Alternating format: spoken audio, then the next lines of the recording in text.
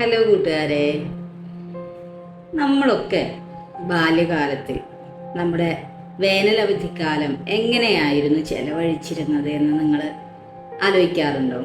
ഇപ്പോഴത്തെ കുട്ടികളുടെയൊക്കെ ഈ വേനലവധി ക്യാമ്പുകളും യാത്രകളും മൊബൈൽ അഡിക്ഷനും ഒക്കെ കാണുന്ന സമയത്ത് ഞാൻ അതിനെക്കുറിച്ച് ധാരാളം ആലോചിച്ചു. നമ്മളൊക്കെ എങ്ങനെയായിരുന്നു നമ്മുടെ വേനലവധി ആഘോഷിച്ചിരുന്നത്? കാത്തിരിക്കും അല്ലേ? വേനലവധിയിൽ നമുക്ക് കുടുംബ വീടുകളിലേക്ക് യാത്ര പോവുക എന്നുള്ളതായിരുന്നു, വിരുന്ന് പോവുക എന്ന് നമ്മൾ പറയും അല്ലേ? നമ്മുടെ ഉമ്മയുടെ വീട്ടിലേക്ക്, അമ്മമാരുടെ വീട്ടിലേക്ക്, അമ്മയുടെ അനിയത്തിയുടെ വീട്ടിലേക്ക് ഒക്കെ പോയി താമസിച്ചിരുന്ന, പാർക്കാൻ പോവുക എന്നൊക്കെയാണ് ഞങ്ങൾ പറയുക, പാർക്കാൻ വേണ്ടി പോയിരുന്ന ആ ഒരു മനോഹരമായ കാലം.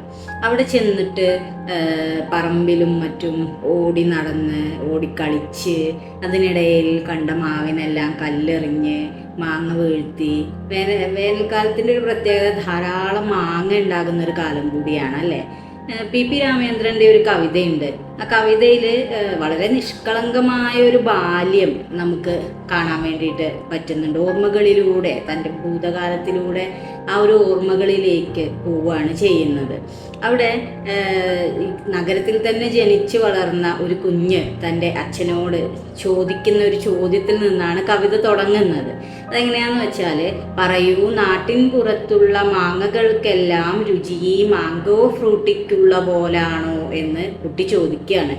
അപ്പം അച്ഛൻ പറയുന്നു, അങ്ങനെയല്ല. അച്ഛൻ്റെ ചിന്തകൾ തൻ്റെ ഭൂതകാലത്തിലേക്ക്, തൻ്റെ ചെറുപ്പകാലത്തിലേക്ക്, നമ്മളൊക്കെ അനുഭവിച്ചിരുന്ന ആ ഒരു മനോഹരമായ ബാല്യകാലത്തിലേക്ക് മടങ്ങിപ്പോവാണ്.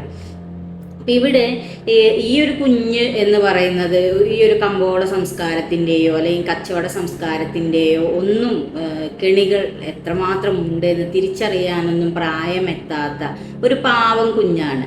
ആ കുഞ്ഞിനെ സംബന്ധിച്ചിടത്തോളം മാങ്ങ എന്ന് പറയുമ്പോൾ, മാംഗോ എന്ന് പറയുമ്പോൾ, മാംഗോ ഫ്രൂട്ടിയുടെ രുചി മാത്രമാണ് ആ കുട്ടിയുടെ നാവിനും മനസ്സിനും അനുഭവിക്കാൻ കഴിഞ്ഞിട്ടുള്ളത്. പക്ഷെ അച്ഛൻ്റെ രുചി അങ്ങനെ ആയിരുന്നില്ല.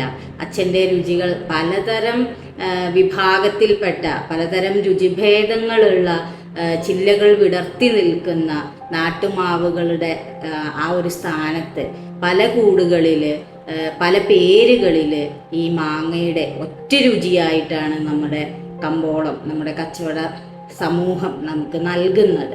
അപ്പം ഈ ഒരു അനുഭവത്തിൻ്റെ, രണ്ട് തലമുറയുടെ അനുഭവത്തിൻ്റെ വ്യത്യസ്തതയാണ് ഈ ഒരു കവിതയിൽ പി രാമേന്ദ്രൻ അവതരിപ്പിക്കുന്നത്. കവിതയുടെ അവസാനത്തെ വരികൾ, വാങ്ങുക, കുടിക്കുക, പുറത്തേക്കെറിയുക, ജീവിതം നിറച്ചൊരീ കൂടുകൾ പിന്നെയില്ല, നാളേക്കില്ല എന്നുള്ളതാണ്.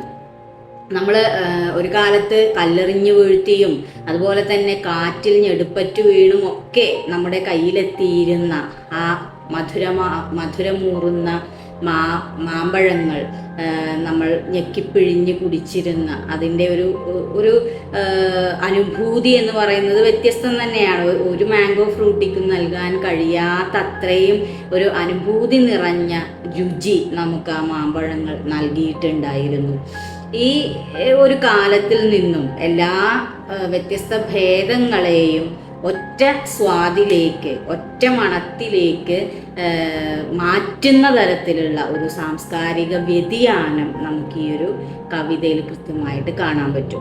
കുടിച്ച് വലിച്ചെറിയുന്ന ഈ കൂടുകൾ നാളേക്കില്ല എന്ന് കവി എടുത്ത് പറയുന്നുണ്ട്. അവിടെ നമ്മളൊരു മാങ്ങ കഴിച്ച് അതിൻ്റെ മാങ്ങയുടെ വിത്ത്, മാങ്ങാണ്ടി നമ്മൾ വലിച്ചെറിയുമ്പോൾ കൂടെ പോകാൻ പറയും അല്ലേ? അങ്ങനെ ഒരു കളി ഉണ്ടായിരുന്നു.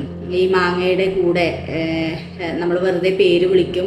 പേര് വിളിക്കുന്ന ആൾ വിളി കേട്ടാൽ ഉടനെ മാങ്ങയുടെ ഒപ്പം കൂട്ടിന് പോകാൻ വേണ്ടി പറയും, തമാശ പോലെ.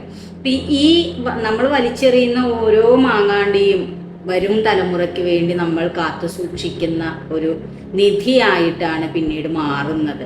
ഇത് വളർന്ന് ചെടിയായി, ആ ചെടി മാവായി പൂത്തുലഞ്ഞ് നിൽക്കുകയും പിന്നീട് അതിൽ മാമ്പഴങ്ങൾ നിറയുകയും നമ്മുടെ വരും തലമുറയിലെ കുഞ്ഞുങ്ങൾ ആ മാമ്പഴം ഭക്ഷിക്കുകയും ഒക്കെ ചെയ്യുന്നത് പ്രകൃതിയുടെ മനോഹരമായിട്ടുള്ള ഒരു ആവർത്തനമായിട്ട് നമുക്ക് അനുഭവിക്കാൻ കഴിയാറുണ്ട്. അത്രയും മനോഹരമായിട്ട് രണ്ട് കാലത്തെ ഒരു മാമ്പഴത്തിൻ്റെ ചിത്രത്തിലൂടെ അവതരിപ്പിക്കാൻ പി രാമചന്ദ്രന് ഈ കവിതയിലൂടെ കഴിഞ്ഞിട്ടുണ്ട്.